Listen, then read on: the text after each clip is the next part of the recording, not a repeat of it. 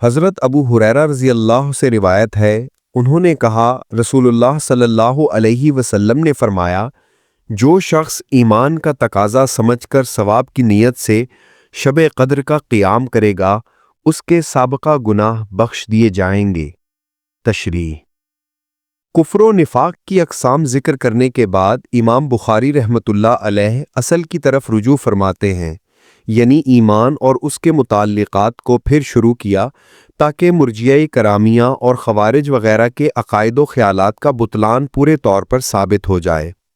اس سے پہلے ایسے اعمال کا ذکر تھا جن سے نفاق کا اندازہ ہوتا ہے، اب ایسی علامتوں کو بیان کیا جاتا ہے جن سے ایمان اور اخلاص کا پتہ چلتا ہے۔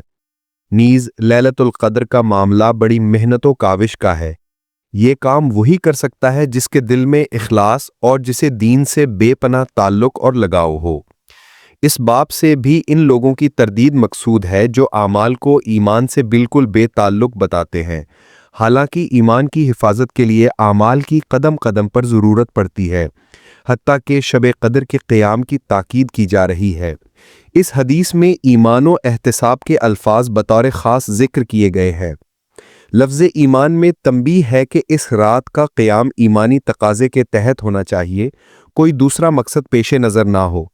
اس قسم کے ایمانی تقاضوں سے ایمان میں ترقی ہوگی، اور جس ایمان میں اس قسم کے تقاضے شامل نہیں ہوں گے وہ ایمان کمزور ہوگا۔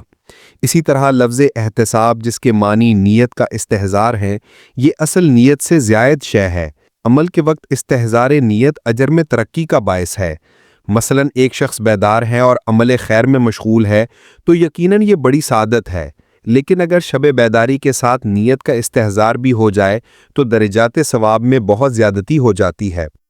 لیلۃ القدر کے وجہ تسمیہ کے متعلق مندرجہ ذیل اقوال ہیں۔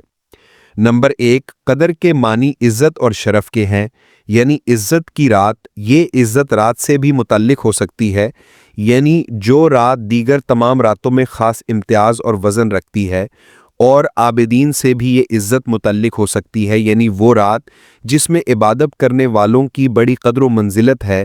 نیز یہ عزت عبادت سے بھی متعلق ہو سکتی ہے، یعنی اس رات میں کی گئی عبادت دوسری راتوں کے مقابلے میں بڑی قدر و منزلت کی حامل ہے۔ نمبر 2، قدر کا لفظ تقدیر سے ہے تو اس سے مراد وہ رات ہے جس میں فرشتوں کو اس سال کے متعلق تقدیرات کا علم دیا جاتا ہے۔ اس میں سال بھر کے لیے فیصلے کیے جاتے ہیں، اس لیے اسے لیلۃ الحکم بھی کہتے ہیں۔ نمبر 3، قدر کے معنی تنگی کے بھی ہیں، یعنی اس رات اتنی کثرت سے فرشتے زمین پر اترتے ہیں کہ زمین ان کی وجہ سے تنگ ہو جاتی ہے۔ اس رات کی تعین میں خاصا اختلاف ہے، تاہم احادیث و آثار سے معلوم ہوتا ہے کہ یہ رمضان کے آخری عشرت کی طاق راتوں میں سے کوئی ایک رات ہے۔